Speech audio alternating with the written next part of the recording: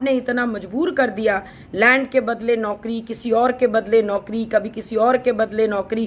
भाई हमने तो सुना था नेताजी सुभाष चंद्र बोस से क्या कि तुम मुझे खून दो मैं तुम्हें आजाद में। और जिस परिवार में दोबारा सीबीआई की रेड पड़ी है, उनका इतिहास है कि रेड पे रेड पे रेड, ये तो उनका एक दाल चावल वाली बात। उस टाइप के नारेबाजी उस वक्त हमारे नेताओं ने करके देश को अंग्रेजों से आजाद किया था।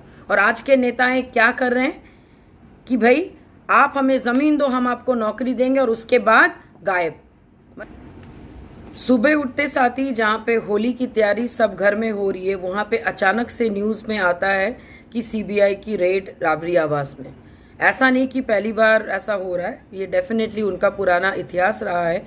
और वो भी लैंड के बदले नौकरी देने की जो साजिश की गई थी, उसी के ऊपर सीबीआई की रेड है। कहीं ऐसा तो नहीं कि 10 लाख या 20 लाख नौकरी की बात जो डिप्टी सीएम साहब कर रहे थे कैबिनेट में, वो कहीं इसी का एक पार्ट फिर से हो सकता था।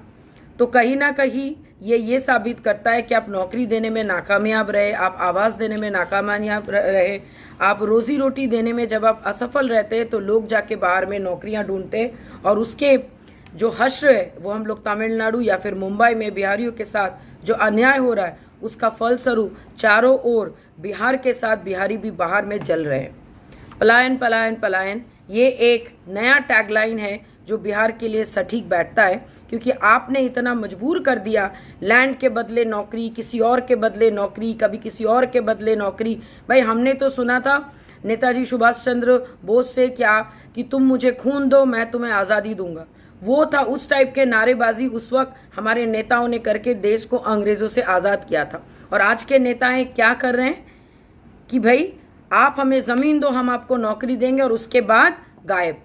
मतलब कहीं ना कहीं हमारे स्तर, लीडरशिप की स्तर इतना गिर चुका है कि बोलने में भी शर्म आ रही है कि बिहार में आज भी अंधेरा कायम है, बिहार में आज भी जंगल राज कायम है, बिहार में आज भी फ्रॉडिज्म कायम है। और जिस परिवार में दोबारा सीबीआई की रेड पड़ी है, उनका इतिहास है कि रेड पे रेड पे रेड, ये तो उनका एक दाल चावल वाली बात है। देखने वाली बात यह होगी कि हर बार, चाहे वो राबड़ी देवी के टाइम पे हो, चाहे वो उनके बेटे डिप्टी सीएम के टाइम में हो, सब एक ही टाइप के भाषा बोलते, क्योंकि हम सब जानते हैं कि सिग्नेचर और कैरेक्टर कभी नहीं बदलता है। देखने वाली बात यह भी होगी कि भाई हमारे ऑनरेबल सीएम साहब इस पे क्या बोलते हैं। कहीं वो दोबारा ये तो नहीं कहेंगे कि मालूम नहीं उनके घर में रेड क्यों हो रहा है। बात अगर आप लोगों को बता दें तो पहले भी इस केस में, एक मिनट, इस केस में कई बार जो है सीबीआई जांच करके जो है बंद भी कर चुका है, चाहे IRCTC का हो।